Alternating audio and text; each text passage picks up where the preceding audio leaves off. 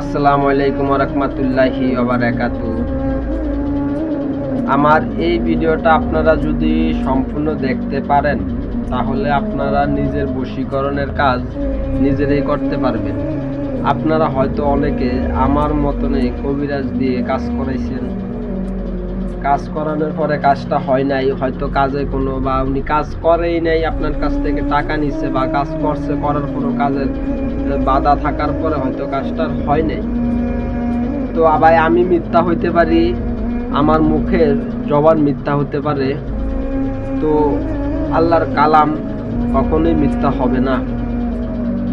যদি আল্লাহর কালামের উপরে আপনাদের বিশ্বাস ভক্তি থাকে, তো আমি যে আমলটা দিব এই আমলটা যদি আপনারা করতে পারেন, আল্লাহর রহমতে আপনারা আপনার প্রিয় মানুষটাকে আপনার বাধ্য করতে পারবেন। অনেকেই মনে করে কি বশীকরণ হচ্ছে এমন একটা জিনিস যে আপনি যেইভাবে চাইবেন তার ওইভাবেই করবেন।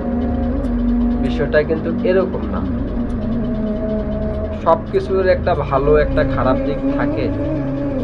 তো আপনার মত বিনিময়ের ভিতরে আপনি যে জিনিসগুলো তাকে আপনার বুঝাতে চাচ্ছেন উনি বুঝতে চায় না, উনি পরকীয়াতে লিপ্ত, আপনি থাকার পর উনি বিভিন্ন মহিলাদের ক্ষেত্রে তারা স্বামী থাকার পর অন্য ছেলেদের সাথে কথা বলে, আবার পুরুষদের ক্ষেত্রে তারা ঘরে স্ত্রী থাকা সত্ত্বেও তারা অন্য মেয়েদের সাথে কথা বলে। তো এই বিষয়গুলো থেকে আপনারা এড়িয়ে যাওয়ার জন্য আজকের এই বিশেষ আমলটি যদি আপনারা ভালো মতন ঠিকঠাক মতন করতে পারেন, আল্লাহর রহমতে আপনি ভালো একটা ফলাফল পাবেন। তো এটা আমার মুখের কথা না ভাই, আমি বলবো এবং আপনাদেরকে প্রমাণ সহকারে দেখাবো। প্রথম আমলটা হচ্ছে বিসমিল্লাহি রহমানি রহিম।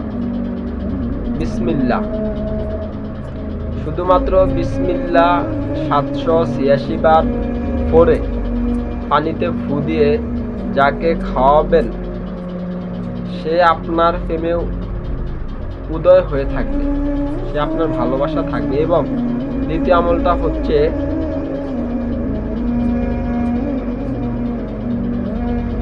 40টি ছোলা বুট নেবেন, নেওয়ার পরে 40টি ছোলার দানা নেবেন, নেওয়ার পরে সূরা জিলজাল একবার পরে একবার ফু দিবেন। যদি এমন না পারেন একবার 100 বার পরে ফু দিবেন।